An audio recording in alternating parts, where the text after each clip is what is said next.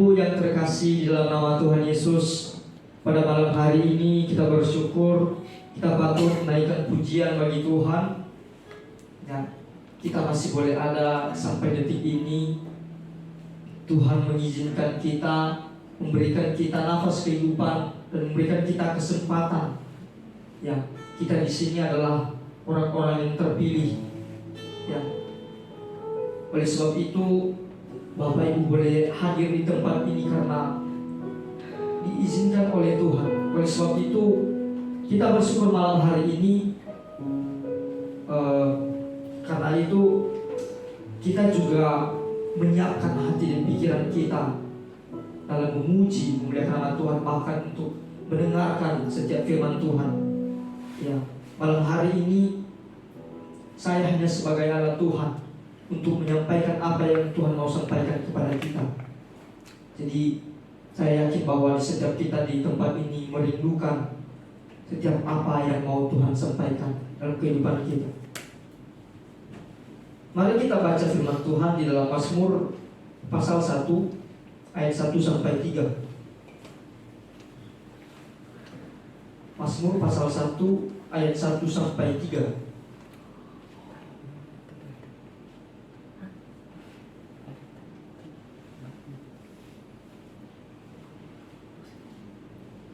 Oke.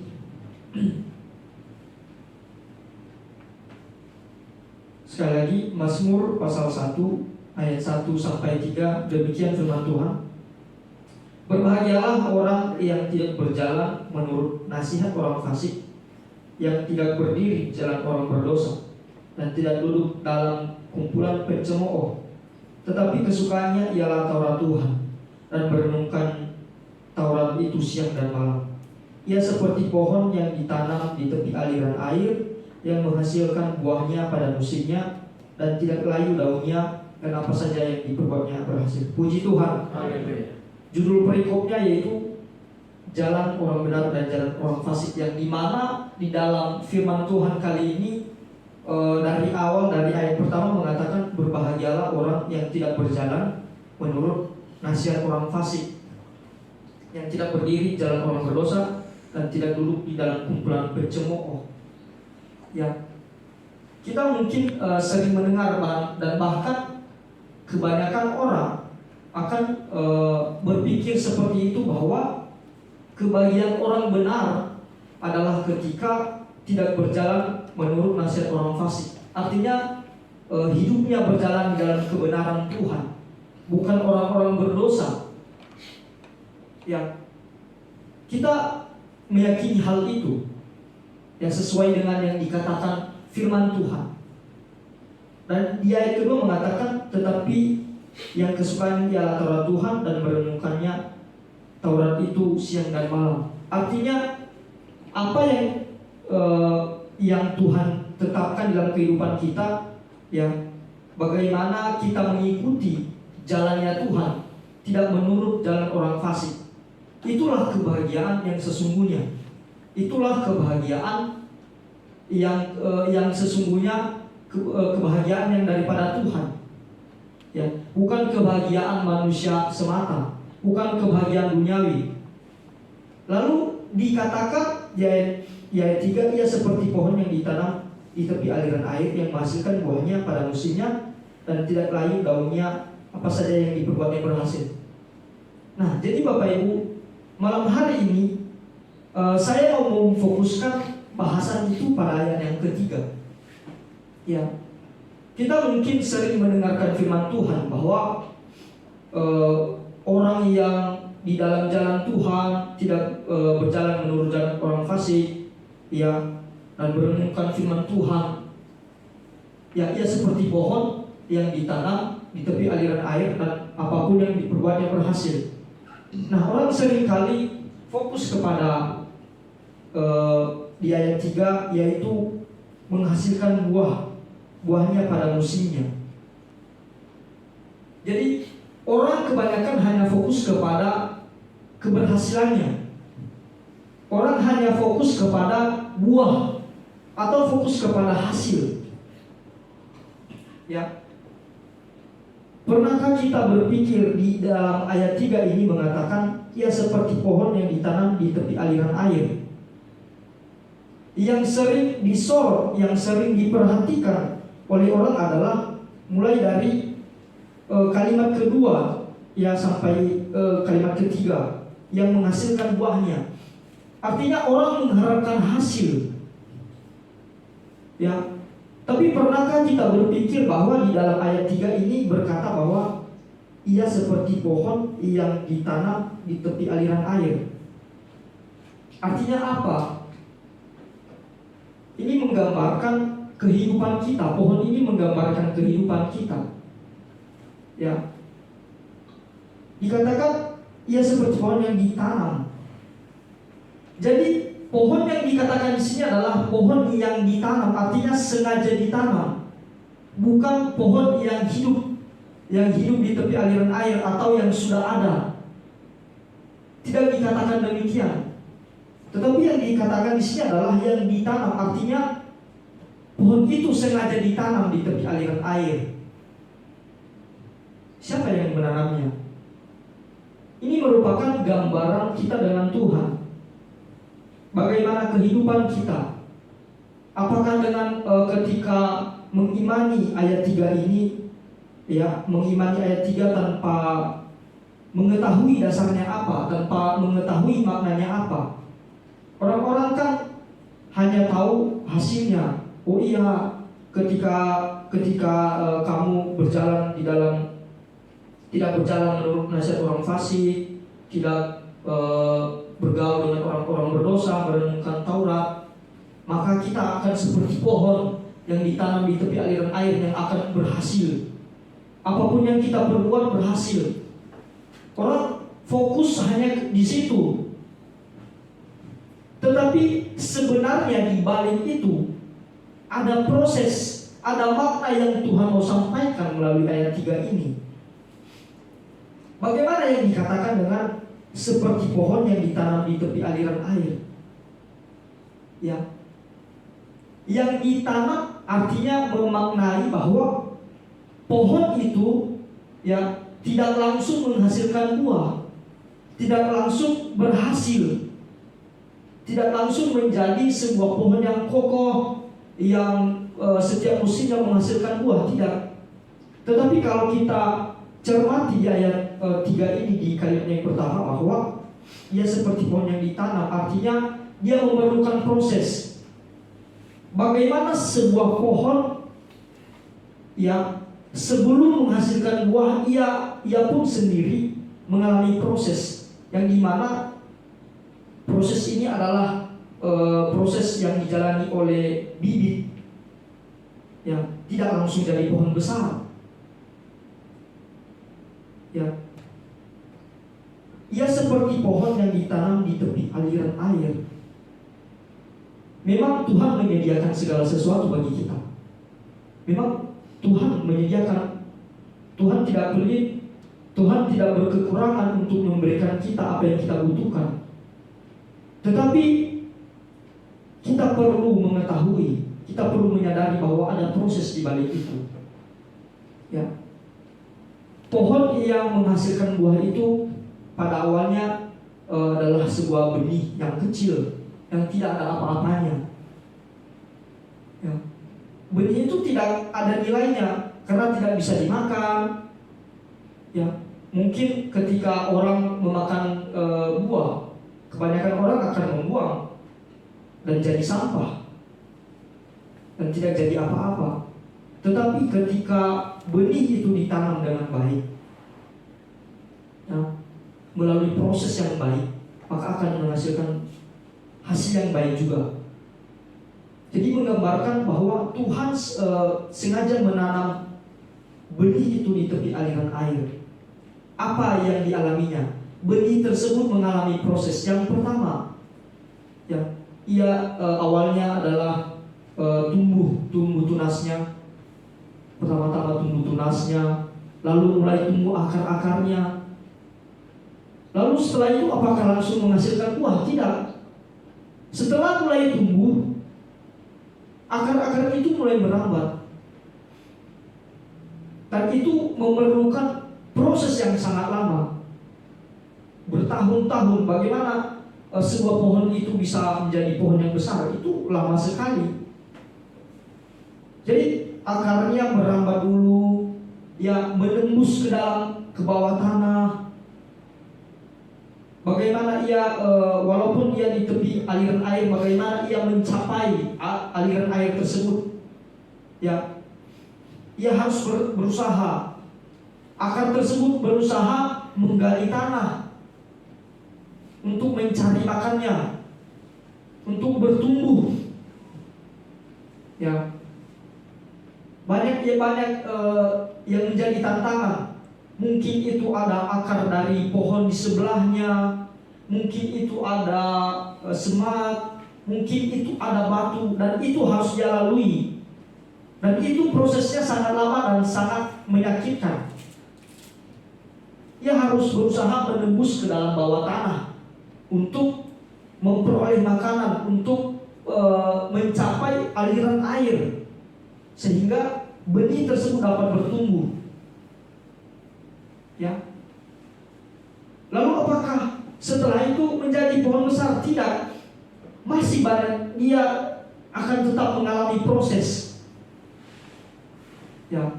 Proses apa selanjutnya? Ia pun mulai bertumbuh, daunnya mulai tumbuh. Ya. Dalam proses tersebut ia menyerap air, ia menerima terik matahari. Untuk apa? Untuk bisa bertumbuh. Lalu setelah itu apa? Ya, ia mengalami pemasakan yang namanya fotosintesis untuk bertumbuh. Jadi proses itu memakan waktu yang sangat lama. Ya. Jangan kita berpikir bahwa ketika kita mengharapkan sesuatu langsung datang begitu saja. Tidak seperti itu, Bapak Ibu. Ada prosesnya. Tapi terkadang kita berpikir melalui ayat ini, kan firman Tuhan berkata, kita ini bagaikan pohon yang menghasilkan buah. Dan apa yang kita perbuat tidak akan pernah gagal gitu, selalu berhasil. Jangan kita hanya berpikir seperti itu. Kita melihat prosesnya dulu. Ya.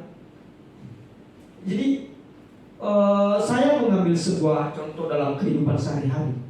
Ya, saya adalah anak dari petani. Jadi waktu saya dinas adalah seorang petani juga. Ya, saya melihat sendiri bagaimana prosesnya ketika bertani. Ya, khususnya petani padi. Ya, padi itu awalnya dari benihnya itu dari biji padi ya yang direndam. Ya, padi itu bijinya itu direndam terlebih dahulu selama semalaman. Ya, lalu besoknya lagi mengalami proses, tidak langsung ditanam, tetapi ditaruh dulu di tempat penyemaian sebelum masuk ke penanaman. Ya.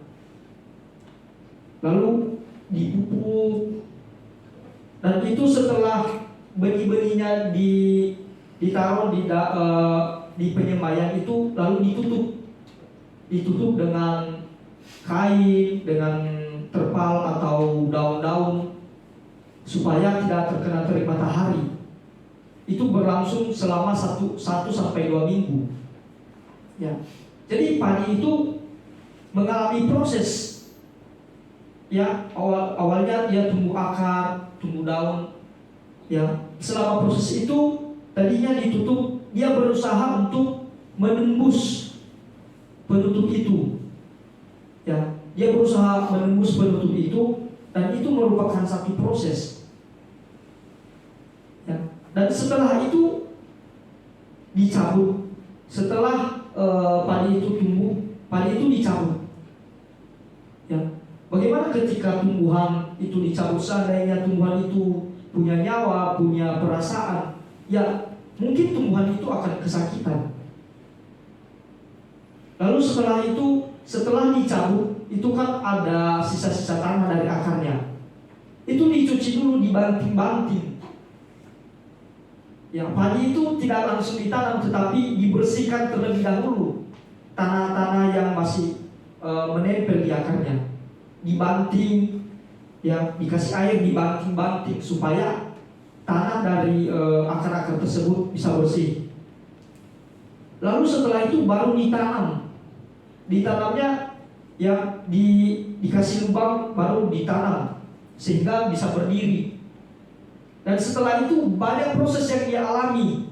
Mungkin itu hama, ya, apalagi kalau baru ditanam itu kan tanahnya tanah lunak berair. Jadi kalau terkena angin akan tumbang karena akarnya belum tumbuh, belum kokoh. Nah, itu memerlukan waktu yang sangat lama. Ya. Jadi banyak tantangan yang dihadapi sebelum menghasilkan buah. Nah, setelah bertumbuh beberapa minggu atau beberapa bulan, ya, dia mengalami harus dijaga dari hama, dia harus dibersihkan dari rumput-rumput, ya, dia harus dijaga supaya burung-burung tidak memakannya. Jadi banyak proses yang dialaminya, banyak proses yang harus, ya, tidak ada istilahnya kita bisa menghindar, tetapi harus dilaluinya supaya menghasilkan buah. Ya. Jadi jangan kita berpikir bahwa ayat ini menjamin kita bahwa kita akan berhasil. Tetapi kita perlu ingat satu hal, bahwa ada proses di balik itu. Karena yang dikatakan di sini ya seperti pohon yang ditanam, bukan yang sudah hidup, bukan yang sudah ada di situ, tetapi yang ditanam. Artinya bagaimana Tuhan di dalam kehidupan kita ini sebagai pencipta, bagaimana Tuhan mau supaya kita berbuah. Tuhan mau kita berhasil, Tuhan mau kita menghasilkan buah. Tetapi syaratnya apa? Kita harus melalui proses itu. Kita harus siap ditanam. Kita harus siap mengalami sakit. Tapi kan kebanyakan orang, ya, apalagi sekarang, tidak mau seperti itu. Maunya yang penting di kalimat terakhirnya aja menghasilkan buah. Maunya seperti itu saja. Maunya di kalimat terakhir mengatakan bahwa apa saja yang diperbuatnya berhasil. Nah, pikiran kita terletak di situ di kalimat terakhir, apa saja yang diperbuatnya berhasil. Tetapi tidak pernah terpikirkan di kalimat pertama yang mengatakan ia seperti pohon yang ditanam. Jadi kita, ya, ketika kita ingin bertumbuh, ketika kita ingin menghasilkan buah, ketika kita ingin berhasil, maka harus siap mengalami yang namanya proses. Ya, hari Rabu kemarin pertemuan kami terakhir dalam perkuliahan yaitu tentang pengembangan diri, yang dimana dalam mata kuliah pengembangan diri ini mengajarkan bahwa jika mau bertumbuh, jika mau berkembang, jika mau berhasil, ya harus mau berani mengambil resiko. Jangan mau berhasil tapi tidak berani mengambil resiko. Ya, ketika kita mau berhasil, maka harus siap dengan resiko yang akan kita hadapi. Jangan hanya mau berhasilnya saja, jangan mau hanya buahnya saja, tetapi maulah melewati proses itu. Ya. Walaupun terkadang kita gagal, kita merasa belum saatnya berhasil, tetapi percayalah, semuanya itu adalah proses dari Tuhan. Itu adalah waktunya Tuhan. Ya. Tapi kan terkadang, ya, yang kita harapkan adalah sesuai dengan waktunya kita, sesuai dengan apa yang kita inginkan. Tidak bisa seperti itu. Tidak bisa seperti itu. Ketika kita mau berhasil, maka ikuti jalannya Tuhan. Jangan sampai karena belum saatnya kita berhasil, Tuhan belum mengizinkan kita untuk mencapai keberhasilan itu, kita malah mengambil jalan keluar yang dari manusiawi, sehingga kita berbuat jahat, sehingga kita protes kepada Tuhan. Tuhan, mengapa hidupku seperti ini? Mengapa hidupku susah sekali? Padahal Engkau mengatakan ketika kami tidak berjalan menurut orang fasik, ya, kami merenungkan firman-Mu dan kami akan selalu berhasil. Mana Tuhan? Engkau sendiri mengatakan. Kita mungkin sering berkata seperti itu. Ya, jangan karena kita sudah berbuat baik, ya, kita sering membaca firman Tuhan, lalu kita berpikir bahwa segala sesuatu yang kita berbuat akan selalu berhasil, tanpa melihat prosesnya, tanpa melalui prosesnya. Tidak bisa seperti itu. Yang Tuhan mau kita bertumbuh di dalam proses yang Tuhan berikan kepada kita. Bukan secara instan kita mencapai keberhasilan itu. Ya, Tuhan mau kita supaya kita berpikir dewasa. Jangan seperti anak-anak kecil itu, ya, anak bayi tidak bisa berbuat apa-apa. Ia makan saja harus disuapi. Ya, itu hanya anak-anak. Tetapi kita sebagai Kristen yang dewasa harus mengalami proses. Jangan hanya mau prosesnya secara instan, lalu ketika kita merasa gagal, kita menuntut Tuhan. Ya, tidak ada yang salah dengan rencana Tuhan. Tidak ada rencana Tuhan yang gagal. Ya, Tuhan tidak pernah menginginkan supaya kita terus stuck di situ, tetapi Tuhan mau kita bertumbuh.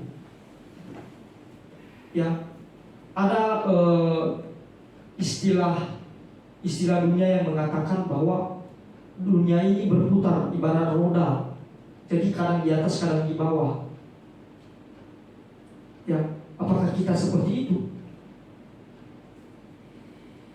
Ya, apakah kita seperti itu, seperti roda kadang di atas, kadang di bawah? Tidak seperti itu, saudara. Kita tidak bisa menerapkan prinsip itu di dalam kehidupan kita. Walaupun dunia mengatakan kadang di atas, kadang di bawah. Ketika kita gagal, ketika kita sedang mengalami permasalahan, seakan-akan posisi kita sedang di bawah.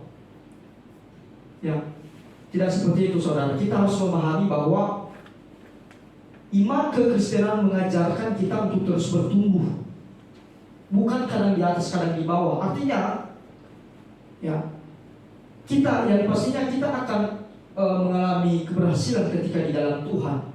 Tetapi suatu saat ketika kita mengalami kejatuhan, mengalami tantangan, mengalami rintangan, menghadapi persoalan hidup, ya, mungkin usahanya sedang turun. Ya, jangan kita berpikir bahwa kita sedang di bawah. Ya, jangan kita berpikir kita di bawah, tetapi iman kekristenan mengajarkan kita untuk terus bertumbuh. Artinya ketika kita mengalami hal tersebut, bukan berarti kita sedang di bawah, tetapi kita sedang dalam ujian untuk mengalami peningkatan.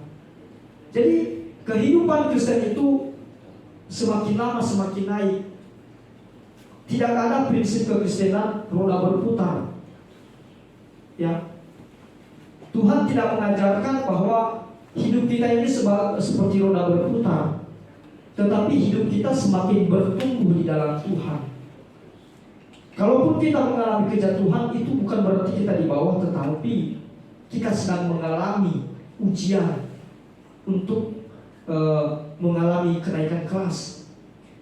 Seperti di dalam sekolah, seperti di dalam sekolah, ketika kita mengalami ujian, ketika kita mau naik kelas, maka kita harus ujian terlebih dahulu sebelum naik kelas. Ya, ketika naik dari SMP ke SMA, tidak langsung naik, tidak langsung lulus, tetapi harus mengikuti ujian terlebih dahulu atau mengikuti menjalankan tugas-tugas yang diberikan. Ya, jangan kita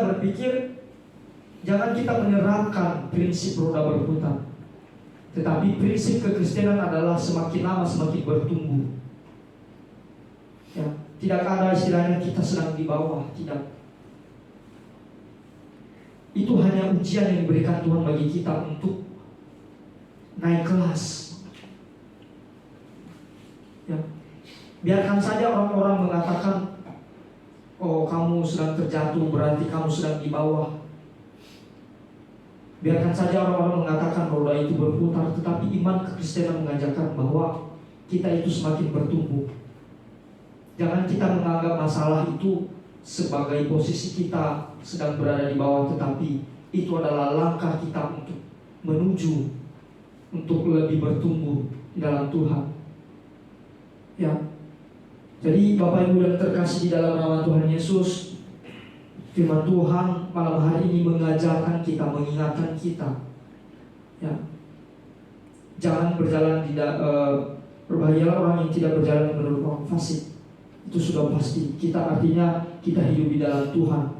Dan setelah itu, ya, jangan kita berpikir bahwa kita akan selalu berhasil. Kita boleh saja mengimani kita akan selalu berhasil, tetapi jangan lupakan prosesnya. Jangan menghindar dari proses Tuhan. Proses Tuhan tidak bertujuan untuk menjatuhkan kita. Proses Tuhan tidak bertujuan untuk membuat kita semakin jatuh, tetapi proses Tuhan tujuannya untuk membuat kita semakin naik, semakin bertumbuh di dalam Tuhan. Jadi Bapak Ibu, mari kita bertumbuh dewasa di dalam Tuhan. Ya, jangan kita berpikir waktu kita adalah waktu Tuhan. Waktu kita adalah bukan waktu Tuhan. Kita mungkin mengharapkan hari ini kita berhasil, ya. Tetapi waktu Tuhan, ya, kita tidak tahu. Yang penting jalani prosesnya. Jangan mau menghindari prosesnya. Harus berani mengambil resiko untuk mengembangkan diri, untuk bertumbuh di dalam Tuhan. Ya. Marilah kita bertumbuh seperti pohon yang ditanam oleh Tuhan, dan kita pun mengalami proses sehingga nantinya kita akan boleh menghasilkan buah, dan daun kita tidak akan pernah layu, dan apa yang kita berbuat boleh berhasil, tentu saja karena kekuatan daripada Tuhan. Demikian firman Tuhan pada malam hari ini. Kiranya Tuhan Yesus memberkati kita. Puji Tuhan. Haleluya.